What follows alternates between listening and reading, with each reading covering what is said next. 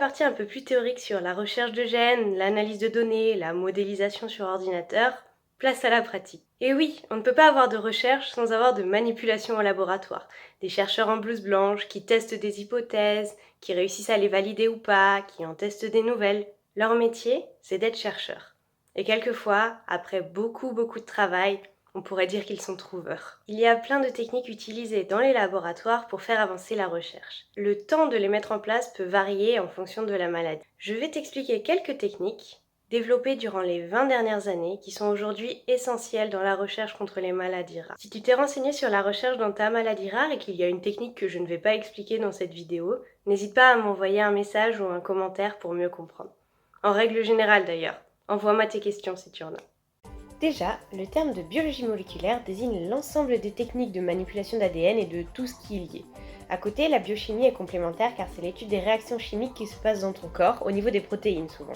Si tu ne sais plus ce que c'est qu'un gène, l'ADN, une protéine, un conseil, retourne voir l'épisode 2 dans lequel j'explique tout ça avant de continuer la suite. Dans un premier temps, il est essentiel de pouvoir étudier la maladie, le gène qu'elle impacte et la protéine malade qu'elle produit. Une des techniques majeures en biologie moléculaire est le clonage. On utilise une PCR pour réaction en chaîne par polymérase pour cloner l'ADN qui donne la protéine que l'on veut étudier, c'est-à-dire le photocopier plein de fois. L'avoir en plein d'exemplaires permet de tester plus d'expériences. Et après, c'est possible de produire en laboratoire les protéines mutantes des malades. Simplement, on cultive des cellules de bactéries ou même des cellules humaines. C'est comme n'importe quelle culture, ces cellules ont besoin d'éléments pour pouvoir évoluer normalement, se reproduire et ne pas mourir. Elles fonctionnent comme les cellules de ton corps. Elles lisent l'ADN, produisent des protéines. Et donc l'idée c'est d'ajouter dedans la partie d'ADN avec le gène muté, afin qu'elle lise également cette partie et produise la protéine mutée. Une fois que cette protéine est produite, on peut la caractériser, l'étudier, comprendre en quoi elle diffère de celle qui est saine. C'est grâce à cette biotechnologie qu'il est possible d'étudier les protéines, de faire des tests, des analyses dessus. C'est important de comprendre la fonction d'une protéine dans la cellule, c'est-à-dire ce qu'elle fait précisément, où et quand. Car c'est en comprenant comment elle agit que l'on peut comprendre comment corriger le problème. C'est comme un travail de groupe ou un sport d'équipe. Toutes les protéines ont leur rôle dans une cellule, comme les joueurs d'une équipe de sport ont leur rôle sur un terrain pendant un match. Si un des joueurs est blessé, fatigué ou absent, c'est important de connaître son poste, attaquant au volley, pivot au hand ou défenseur au foot, pour le remplacer correctement et mettre toutes les chances du bon côté pour gagner le match.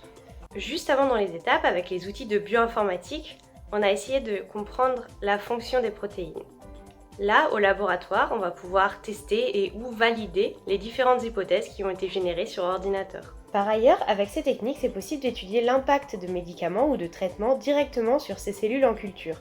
C'est d'ailleurs la première étape de test de médicaments. On appelle ça in vitro. Ça vient du latin, ça veut dire sous verre, et ça regroupe toutes les expériences sur des cellules en dehors de leur contexte naturel, en dehors du corps et des organes. C'est en opposition aux expériences in vivo, qui sont elles directement dans leur contexte naturel. On regarde alors ce qu'il se passe et comment les protéines réagissent dans une cellule, dans un organe ou dans tout le corps avec un traitement.